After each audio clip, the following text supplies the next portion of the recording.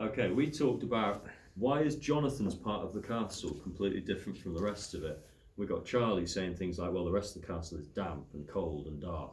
And then Noah saying things like, well, for Jonathan, that part of the castle's been made really warm because... I'll leave you to work out why though. Why is the Count making Jonathan's part of the castle so much warmer and friendlier and more inviting than the rest of it, which is cold and dark and scary and horrible? Jonathan gets a nice bit. Anyway, we'll carry on. Have a think as you listen. Neither of them spoke much as Jonathan was eating, but when he'd finished, the Count said, "And now, my friend, tell me all about my new house in London." So Jonathan got the property deeds out from his luggage. Clause by clause he explained the numerous legal arrangements. Then he asked the Count to sign various papers and documents. "But is the house exactly as I requested?" the Count asked.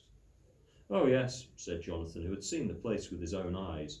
He wondered why anyone would want to buy such a crumbling old dump. Carfax was dark and damp and gloomy. It was falling to pieces. It was next door to a lunatic asylum. "The property is a most desirable residence," said Jonathan. Count Dracula kept Jonathan talking about England, and London in particular, for so long that it was nearly dawn when he left. "Lie in as long as you like tomorrow," he said gravely, pausing in the doorway.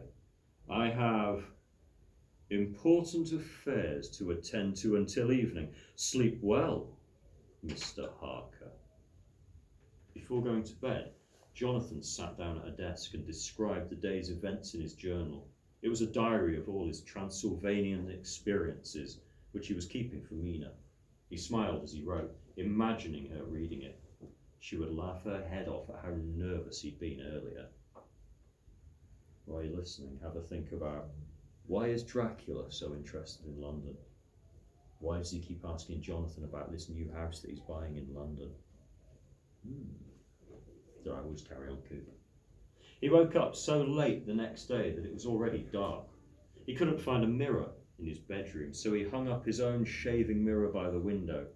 As he slowly dragged the razor across his chin by the light of a lamp, he idly wondered why there was no mirror. Oh, why is there no mirror? It's all right, we won't. No, don't give it away. There's no mirror in the ring. Weird, right? Weird.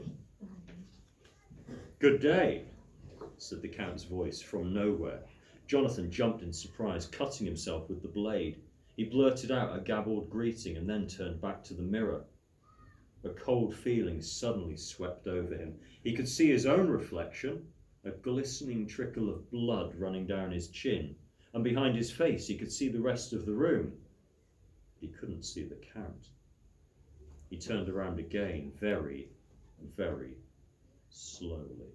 It was inexplicable. There was the Count, as large as life, standing right behind him, and he was staring at the blood on Jonathan's chin. The Count's nose began to twitch and he licked his lips.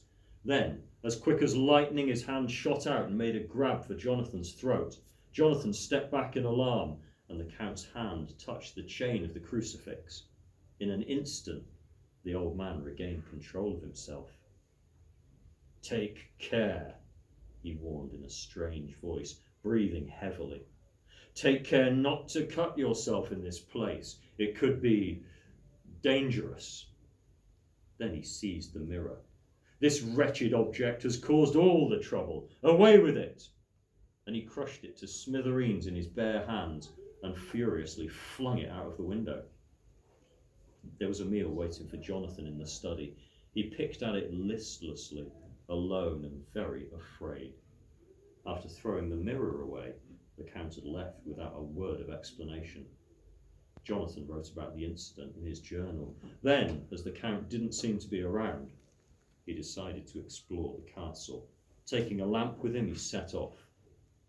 It was cold in the echoing stone corridors. He hurried along them, trying out doors on each side. He noticed that there was a thick dust on the handles, as though no one had used them for years. but each one he tried seemed locked. It was a big place, so he made his way to another floor. There were hundreds more doors to try. One of them was bound to be open. He grabbed another handle, locked. Jonathan tried to ignore the sinking feeling in his stomach. After half an hour, he knew the dreadful truth. He was a prisoner. He sat down on the top step of a stone staircase and closed his eyes. For some minutes, he sat motionless, listening to his own heartbeat. That's the end for today. So, if you are at home, you have got some questions via Dojo, all about what we just read. You have also got a little writing task via Dojo based on the castle. If you're not at home and you're sitting over there, I will get to you in a minute. Also, coming up this afternoon, we're going to carry on with some artwork based on some black and red skies that we painted yesterday. We're going to put some castles on them. I'll put that on Dojo later. If you're at home and you've got some colours and some black card, you too can have a go. I'll also pop some other stuff on later. Have a nice rest of the day. Bye. They can wave. Bye.